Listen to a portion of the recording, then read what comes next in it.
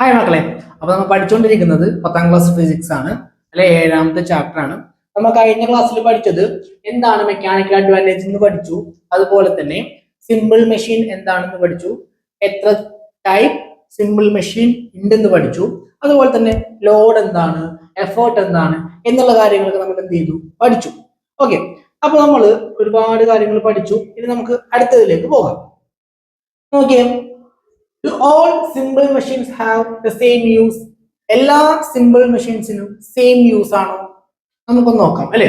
ഫസ്റ്റത്തെ simple machine lever. Okay, lever. A famous quote of an Archimedes is give me a lever long enough and a place to stand, I will move the earth. എന്താ പറയുന്നത്?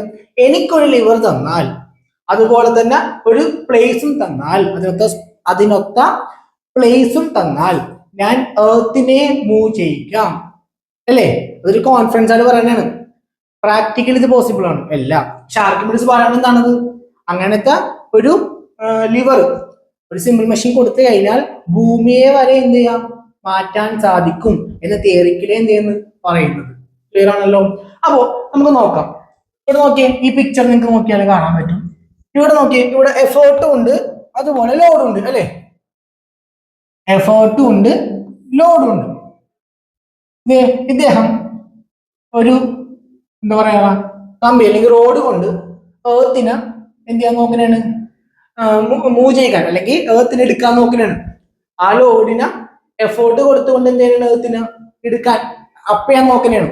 അപ്പൊ ഇവിടെ ഈ റോഡിനെ support ചെയ്യുന്ന ഒരു ഭാഗമുണ്ട്. നോക്കിയേ, കണ്ട, ഇതാണ് ആ ഭാഗം.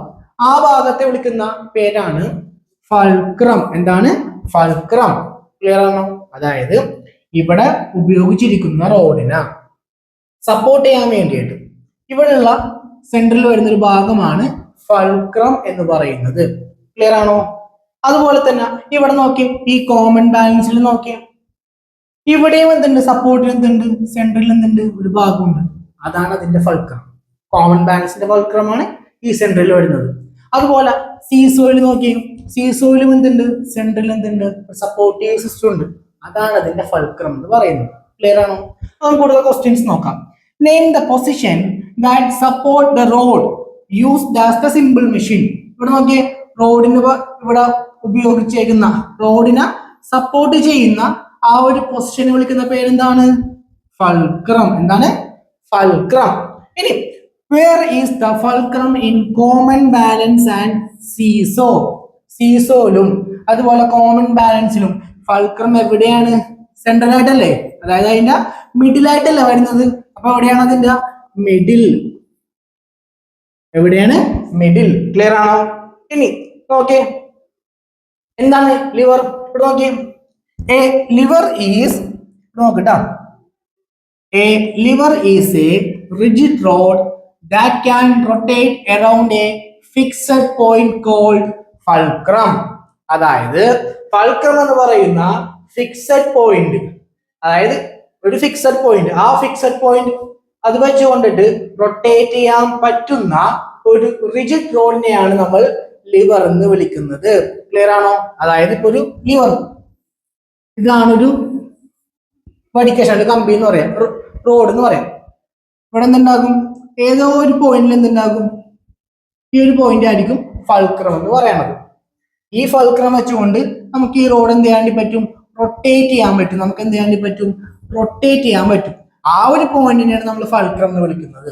അങ്ങനെ റൊട്ടേറ്റ് ചെയ്യാൻ പറ്റുന്ന, ഫൾക്രം പോയിന്റ് വെച്ച് റൊട്ടേറ്റ് ചെയ്യാൻ പറ്റുന്ന റോഡിന് നമ്മൾ എന്ത് പറയുന്നു, ലിവർ എന്ന് പറയുന്നു. ക്ലിയർ ആണോ?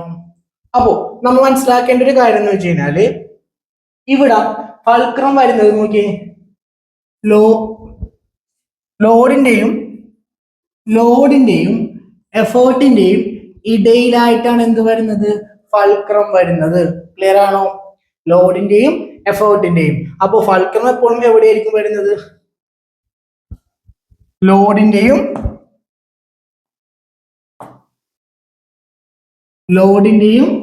എഫേർട്ടിന്റെയും ഇടയിലായിട്ടായിരിക്കും ഫൾക്രം വരുന്നത്. ക്ലിയർ അല്ലേ? അത് മാറും. ഫൾക്രം ക്വസ്റ്റ്യൻ മാറും, നമുക്ക് പിന്നീട് പഠിക്കാം. ഇപ്പൊ നിങ്ങൾ നോർമലി പഠിച്ചു വെക്കാം, ലോഡിന്റെയും എഫേർട്ടിന്റെയും ഇടയിലായിരിക്കും. ക്ലിയർ ആണോ? ക്ലിയർ. ഇനി നമുക്ക് അടുത്ത ടോപ്പിക്കിലേക്ക് പോകാം. ഇവിടെ നോക്കിയേ, ഈ ഒരു പിക്ചർ നിങ്ങൾ കണ്ടോ? നോട്ട്ബുക്ക് എന്ത് ചെയ്തേക്കാണ്? ഒരാള് അയാളുടെ വിരലിൽ ഹാൻഡിൽ ചെയ്തേക്കണം അല്ലെ, ഇങ്ങനെ താങ്ങി നിർത്തിയേക്കണം. നിങ്ങളിപ്പോ സ്കൂളിലൊക്കെ ചെയ്യുന്നുണ്ടാകും. നിങ്ങൾ എന്ത് ചെയ്യും? ഒരു നോട്ട്ബുക്ക് നിങ്ങൾക്ക് എന്ത് ചെയ്യാൻ വേണ്ടി പറ്റും? ഇവിടെ നിങ്ങൾ താങ്ങി നിർത്താൻ വേണ്ടി പറ്റും. എന്തുകൊണ്ടാണ് താങ്ങി നിർത്താൻ പറ്റുന്നത്? ഇവിടെ താങ്ങി നിർത്തുന്ന ഈ ഒരു പോയിന്റ്, അതായത് ഈ ഒരു നോട്ട്ബുക്കിന്റെ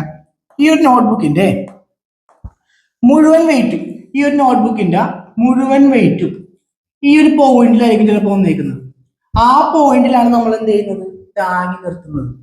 ആ നോട്ട്ബുക്കിനെ നമ്മൾ ആ ഒരു പോയിന്റിൽ എന്ത് ചെയ്യുന്നു? താങ്ങി നിർത്താനായിട്ട് നമ്മളുടെ കൈ കൊണ്ട് എന്ത് ചെയ്യുന്നുണ്ട്? ഒരു ഫോഴ്സ് കൊടുക്കുന്നുണ്ട്. ആ ഒരു പോയിന്റിനാണ് നമ്മൾ എന്ത് വിളിക്കുന്നത്? Centre of gravity. എന്താണ്? Centre of gravity. ക്ലിയർ ആണോ? എന്താ centre of gravity? Centre of gravity is the point at which the entire weight of an object is considered to act. ആ ഒരു ഒബ്ജക്റ്റിന്റെ മുഴുവൻ വെയിറ്റും ആ ഒരു പോയിന്റിലായിരിക്കും വന്നിരിക്കുന്നത്. അതിനെയാണ് നമ്മൾ എന്തെന്ന് പറയുന്നത്? സെന്റർ ഓഫ് ഗ്രാവിറ്റി എന്ന് പറയുന്നത്. ക്ലിയർ ആണോ? ഓക്കെ, ഇനി അടുത്തയിലേക്ക് പോകാം. ഓക്കെ, ഈ ഒരു ഫിഗർ നിങ്ങൾ നോക്കാം. നമ്മൾ ഫൾക്രം എന്താണെന്ന് ക്ലിയർ ആക്കി പഠിച്ചു, സെന്റർ ഓഫ് ഗ്രാവിറ്റി എന്താണെന്ന് ക്ലിയർ ആക്കി. ഇനി ഈ ഒരു പിക്ചർ നിങ്ങൾ നോക്കിക്കഴിഞ്ഞാൽ ഇവിടെ നോക്കിയേ, സ്കെയില് എന്താണ്? സ്കെയിൽ എന്ത് ചെയ്തേക്കാണ്? ഇവിടെ ഹാങ് ചെയ്തേക്കുന്നുണ്ട്. സ്കെയിലിന്റെ സെന്റർ ആയിട്ട് എന്ത് ചെയ്തിട്ടുണ്ട്? ഇവിടെ ഒരു കയറ് ഇങ്ങനെ കെട്ടിയിട്ടുണ്ട് അല്ലേ. അപ്പോ റൈറ്റ് സൈഡിൽ ഒരു 50 ഗ്രാം വരുന്ന ഒരു വെയിറ്റ്, 50 ഗ്രാം വെയിറ്റ് വരുന്ന അല്ലെങ്കിൽ 50 ഗ്രാം വരുന്ന ഒരു കട്ട് തൂക്കിയിട്ടുണ്ട്. അതാണ് ലോഡ്. അപ്പോ ഇപ്പുറത്തും തൂക്കിയിട്ടുണ്ട് സെയിം വെയിറ്റ് അല്ലെ, 50 ഗ്രാം തന്നെ. അല്ലെങ്കിൽ എന്ത് പറ്റും? ഇവിടെ മാത്രം നോക്കി കഴിഞ്ഞാൽ ഇങ്ങനെ വീണു പോയി. അതിനെ ബാലൻസ് ആക്കാൻ വേണ്ടി ഇപ്പുറത്ത് എന്ത് ചെയ്തിട്ടുണ്ട്? തൂക്കിയിട്ടുണ്ട്. ഇതാണ് ഇവിടുത്തെ ലോഡ്, ഇത് ഇവിടുത്തെ എഫേർട്ട്. ക്ലിയർ ആണോ? അപ്പൊ ഇവിടെ സെന്റർ ആണ്. ഈ സെന്റർ ആണ് എന്ന് പറയുന്നത് ഫൾക്രം, അല്ലെങ്കിൽ നമുക്ക് എന്തെന്ന് പറയാം? സെന്റർ ഓഫ് ഗ്രാവിറ്റി എന്നും പറയാം. ഫൾക്രം. നോക്കിയാ, ഫൾക്രം മുതൽ ലോഡ് വരെയുള്ള ഡിസ്റ്റൻസ് ആണ് LA, അതായത് ലോഡ് ആം എന്ന് പറയും. എന്താണ്? Load arm. ഫൾക്രം മുതൽ ലോഡ് വരെ ഡിസ്റ്റൻസ്. ഫൾക്രം മുതൽ എഫേർട്ട് വരെ ഡിസ്റ്റൻസ് ആണ് എഫേർട്ട് ആം. എന്താണ്? Effort arm. ക്ലിയർ ആണോ? ക്ലിയർ ആണല്ലോ? ഓക്കെ, ഇവിടെ okay. What is the load arm here? ഇവിടുത്തെ ലോഡ് ആം എത്രയാണ്? ഇത് നോക്കാം. ഫൾക്രം മുതൽ ഈ കാണുന്ന 50 ഗ്രാം വരെ ഉള്ളതാണ് എന്ത്? ലോഡ് ആം എന്ന് പറയുന്നത്. അപ്പോൾ ഡിസ്റ്റൻസ് എത്രയാണ്? ഓക്കെ, 25. എത്രയാണ്? 25. ക്ലിയർ ആണല്ലോ? ഇനി what is the perpendicular distance from the effort to the fulcrum? അതായത് എഫേർട്ട് മുതൽ ഫൾക്രം വരെ, ഇതാണ് എഫേർട്ട്. ഇവിടുന്ന് ഇവിടെ ഉള്ളതിന് എന്താ വിളിക്കുന്ന പേര്? Effort arm. എന്താണ്? Effort arm. നമുക്കിവിടെ ഈ എഴുതാം, എഫേർട്ട് ആം. ഇനി how much is the effort arm here? എത്രയാണ് എഫേർട്ട് ആം കൊടുത്താം? 25 സെന്റിമീറ്റർ. എത്രയാണ്? 25. ക്ലിയർ ആണോ? മനസ്സിലായോ? ഇപ്പോൾ നോക്കിയേ, എഫേർട്ട് ആം എന്താണ്, ലോഡ് ആം എന്താണ് നമുക്ക് ക്ലിയർ ആയിട്ട് മനസ്സിലാക്കി. ഫൾക്രം മുതൽ ലോഡ് വരെയുള്ളത് ലോഡ് ആമും, ഫൾക്രം മുതൽ എഫേർട്ട് വരെയുള്ളത് എഫേർട്ട് ആമുമാണ്. അപ്പൊ നമ്മൾ എന്ത് ചെയ്തു? മനസ്സിലാക്കി. ഇവിടെ ലോഡിന് കൊടുത്തതുപോലെ തന്നെ സമാനമായിട്ടുള്ളത് എഫേർട്ടിനും കൊടുത്തു, അല്ലെങ്കിൽ എന്താകില്ല? അവിടെ ബാലൻസ് ആകില്ല.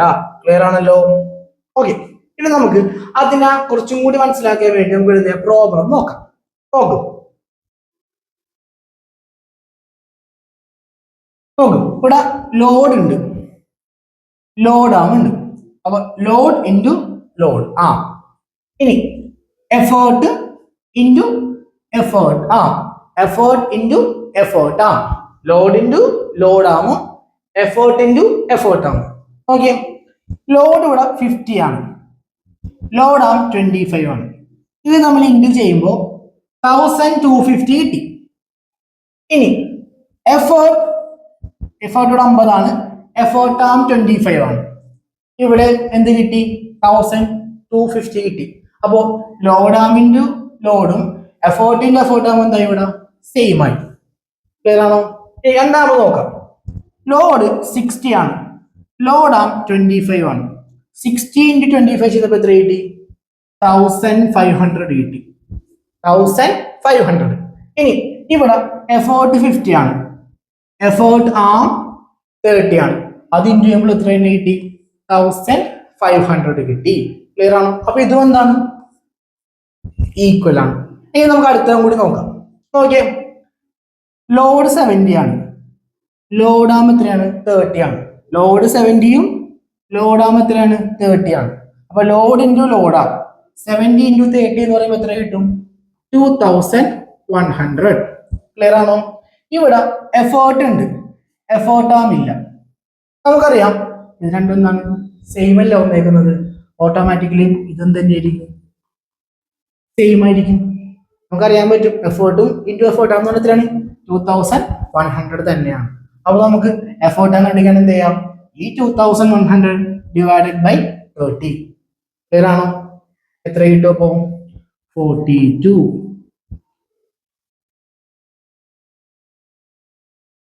സോറി 30 അല്ല, 2100 ഡിവൈഡഡ് ബൈ 50. കാരണം നമ്മൾ എന്താ കണ്ടുപിടിക്കേണ്ടത്? എഫേർട്ട് ആമല്ല കണ്ടുപിടിക്കേണ്ടത്, നമുക്കിവിടെ എഫേർട്ട് ആമാണ് കണ്ടുപിടിക്കേണ്ടത്. അപ്പോ 2100 ഡിവൈഡഡ് ബൈ എഫേർട്ട് ചെയ്താൽ മതി. 50 ചെയ്യുമ്പോൾ നമുക്ക് എത്ര കിട്ടും? 42 കിട്ടും. ക്ലിയർ ആണോ? അടുത്തത് നോക്കാം. ഓക്കെ, ഇവിടെ എഫേർട്ട് ഉണ്ട് 700, എഫേർട്ട് ആം ഉണ്ട് 50. 700 അല്ല 70 × 50. 70 × 50 എന്ന് പറയുമ്പോൾ എത്രയായിരിക്കും? എഫേർട്ട് ഇൻറ്റു എഫേർട്ട് ആം 70 × 50 എന്ന് പറയുമ്പോൾ എത്രയായിരിക്കും? 3500. 7 × 5 35, 3500. ഓട്ടോമാറ്റിക്കലി ഇവിടെ തന്നെ ആയിരിക്കും 3500 തന്നെ ആയിരിക്കും അല്ലേ?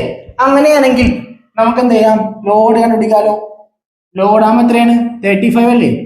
3500 35 ഡിവൈഡ് ചെയ്താൽ നമുക്ക് എന്ത് കിട്ടും? ലോഡ് ആം കിട്ടും. 35 ഡിവൈഡ് എത്ര കിട്ടും? ഡിവൈഡ് ബൈ 35 സിമ്പിൾ ആണ്. എത്രയാണ്? 100. എത്രയാണ്? 100. ഇവിടെ നമുക്കൊരു കാര്യം മനസ്സിലായി. എന്താണ്? Load into load arm is equal to effort into effort arm. Clear ആണോ?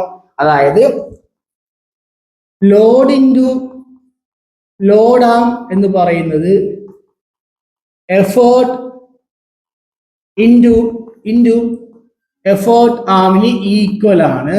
ക്ലിയർ ആണോ? ക്ലിയർ ആണോ? ക്ലിയർ ആണോ? അപ്പോൾ ലോഡ് ഇൻറ്റു ലോഡ് ആം എന്ന് പറയുന്നത് എന്തിനോട് ഈക്വൽ തന്നെയാണ്? എഫേർട്ട് ഇൻറ്റു എഫേർട്ട് ആമിനോട് ഈക്വൽ ആണ്. സോ ഈ ഒരു പ്രിൻസിപ്പളിനെ നമ്മൾ പറയുന്ന പേരാണ് എന്താണ്? The principle of lever. The principle of lever. അതായത് when a liver is in equilibrium, liver equilibrium ആകുമ്പോൾ load into load arm is equal to effort into effort arm. This is the principle of liver. Clear ആണോ? മനസ്സിലായോ? Okay. ഇനി can we calculate the mechanical advantage of liver? നമ്മൾ നേരത്തെ mechanical advantage പഠിച്ചിട്ടുണ്ട്. എന്തായിരുന്നു equation? Load divided by, നോക്ക് ഉണ്ടല്ലോ, നോക്ക്, മെക്കാനിക്കൽ അഡ്വാൻറ്റേജിന്റെ ഇക്വേഷൻ എന്താണ്? ലോഡ് ഡിവൈഡഡ് ബൈ എഫേർട്ട് ആണ്. അങ്ങനെയാണെങ്കിൽ നമുക്ക് എന്ത് ചെയ്യാം?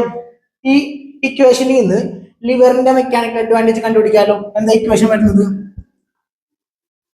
Load into load arm is equal to effort into E.